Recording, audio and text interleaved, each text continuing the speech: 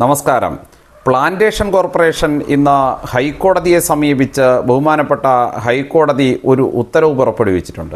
ആ വിഷയമെന്ന് പറയുന്നത് പൊതുസ്ഥലങ്ങൾ സ്ഥിതി ചെയ്യുന്ന ആരാധനാലയങ്ങൾ പൊളിച്ചു മാറ്റുന്നതിനെ സംബന്ധിച്ചിട്ടുള്ള ഒരു ഉത്തരവാണ്.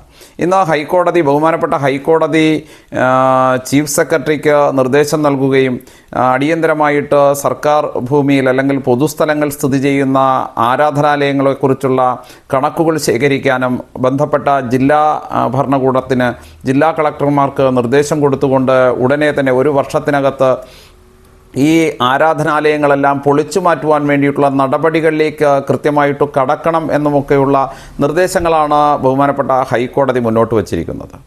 ഈ സർക്കാർ ഭൂമിയിൽ അതിക്രമിച്ച് കയ്യേറി ആരാധനാലയങ്ങൾ നിർമ്മിച്ചു എന്നുള്ള വിഷയത്തെ ചൂണ്ടിക്കാട്ടിക്കൊണ്ടാണ് ഈ പ്ലാന്റേഷൻ കോർപ്പറേഷൻ ബഹുമാനപ്പെട്ട ഹൈക്കോടതിയെ സമീപിച്ചതും ഈ ക്ഷേത്രങ്ങൾ ഉൾപ്പെടെയുള്ള ആരാധനാലയങ്ങൾ പൊളിച്ചു മാറ്റുവാൻ വേണ്ടിയിട്ടുള്ള വിധി സമ്പാദിച്ചതും.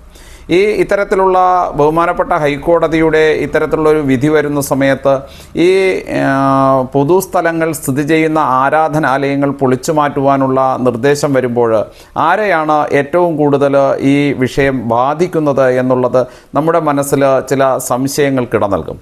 നമുക്കറിയാം, നമ്മുടെ ആദിവാസി മേഖലകളിലെ വനദേവതയുടെയും നാഗപ്രതിഷ്ഠയുടെയും ഒക്കെ സ്ഥിതി എന്ന് പറയുന്നത് ഇതെല്ലാം നമ്മുടെ മേഖലകളിലും അതുപോലെ തന്നെ നമ്മുടെ പൊതുസ്ഥലങ്ങളിലുമൊക്കെ തന്നെയാണ്.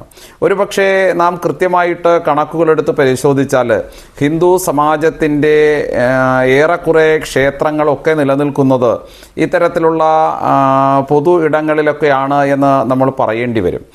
ഇത്തരത്തിൽ നമ്മുടെ പൊതുസ്ഥലങ്ങളിൽ കൃത്യമായിട്ട് ക്ഷേത്രങ്ങൾ നിലനിൽക്കുന്നത് പൊളിച്ചു മാറ്റുന്ന തരത്തിലേക്കുള്ള ഉത്തരവ് പ്ലാന്റേഷൻ കോർപ്പറേഷൻ കോടതിയെ സമീപിച്ച് നേടുമ്പോൾ സർക്കാർ ഭൂമിയിൽ അതിക്രമിച്ച് ക്ഷേത്രം നിർമ്മിച്ചു എന്നുള്ള കൃത്യം ചൂണ്ടിക്കാണിച്ചുകൊണ്ട് ഈ ഉത്തരവ് സമ്പാദിക്കുമ്പോൾ ഇവിടുത്തെ സർക്കാർ സംവിധാനങ്ങളും അതുപോലെ തന്നെ ഈ ആരാധനാലയങ്ങൾ പൊളിച്ചു മാറ്റണമെന്ന് ആവശ്യപ്പെടുന്ന ആൾക്കാരും മനസ്സിലാക്കേണ്ടതായിട്ടുള്ളൊരു വസ്തുത എന്ന് പറയുന്നത് ഈ സർക്കാരൊക്കെ നിലവിൽ വരുന്നതിന് മുമ്പ് തന്നെ നടന്നുകൊണ്ടിരിക്കുന്ന ആരാധനാലയങ്ങൾ ആചാരാനുഷ്ഠാനങ്ങളനുസരിച്ച് നടക്കുന്ന ആരാധനാലയങ്ങളാണ് ഈ പറയുന്ന സ്ഥലങ്ങളിലൊക്കെ സ്ഥിതി ചെയ്യുന്നത്.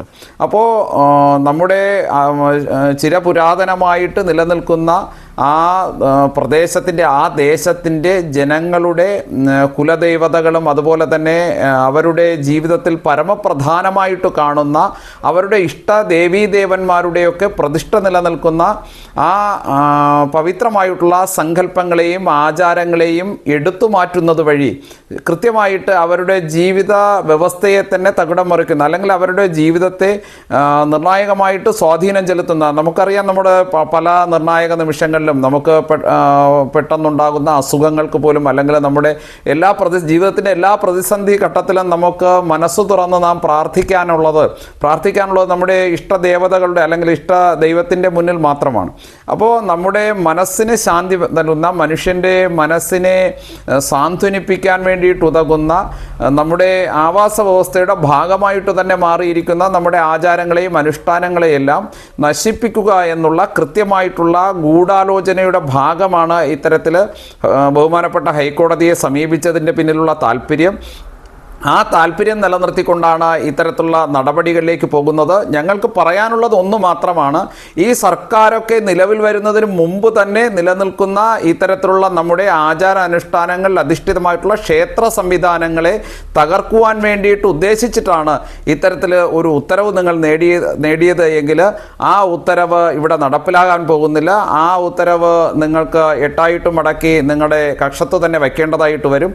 കാരണം ഈ നാട്ടിൽ കാലാകാലം ായിട്ട് നമ്മുടെ പൗരാണികർ തൊട്ട് ആരാധിച്ചു പോരുന്ന പവിത്രമായിട്ടുള്ള ക്ഷേത്രങ്ങളെ നശിപ്പിക്കുവാൻ വേണ്ടിയിട്ട് ഈ ഉത്തരവിൻ്റെ മറവിൽ നിങ്ങൾ ആരും പരിശ്രമിക്കരുത്. ഇത് ശബരിമലയെ നശിപ്പിക്കുവാൻ വേണ്ടിയിട്ട് അല്ലെങ്കിൽ മറ്റു പല പാർത്ഥസാരഥി ക്ഷേത്രം മുതൽ പത്മനാഭസ്വാമി ക്ഷേത്രം തകർക്കാൻ ശ്രമിച്ചത് മുതൽ എത്രയെത്ര ഹൈന്ദവ ക്ഷേത്രങ്ങൾക്കു നേരെ നിങ്ങൾ നടത്തിയ ഈ പരിശ്രമത്തിൻ്റെ തുടർ ചിത്രമെന്നുള്ള നിലയ്ക്കാണ് ഈ ശ്രമവും ആരംഭിച്ചിട്ടുള്ളത് എങ്കിൽ തുടക്കത്തിൽ തന്നെ അവസാനിപ്പിക്കുന്നതായിരിക്കും കേരളത്തിൻ്റെ സർക്കാരിന്, കേരള ഭരണകൂടത്തിന് നല്ലത്.